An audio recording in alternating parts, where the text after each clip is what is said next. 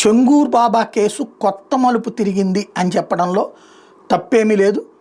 ఏదైతే కీలకమైనటువంటి అంశాలు ఇక్కడ ప్రధానంగా లైన్లోకి వచ్చినాయి, దాని ఇంపాక్ట్ ఇప్పుడు పెద్ద చర్చకి తావిస్తున్నటువంటి అంశం. చెంగూర్ బాబా అనేటటువంటి వ్యక్తి ఏదైతే మత మార్పిళ్ళ కీలకమైనటువంటి పాత్ర పోషించాడో ఆ పర్సన్ చాలా తప్పులే చేశాడు అన్నటువంటి విషయం క్రమంగా ఈజీగా అర్థమైపోతుంది.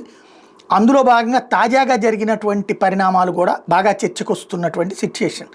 ఏం జరుగుతోంది అన్నటువంటి దాని మీద ఏదైతే ఆ అమ్మాయిలకి సంబంధించి వాళ్ళని సెక్సువల్లీ ఎక్స్ప్లాయిట్ చేశారట, ఆ తర్వాతనే వాళ్ళని కన్వర్షన్కి పెట్టారట.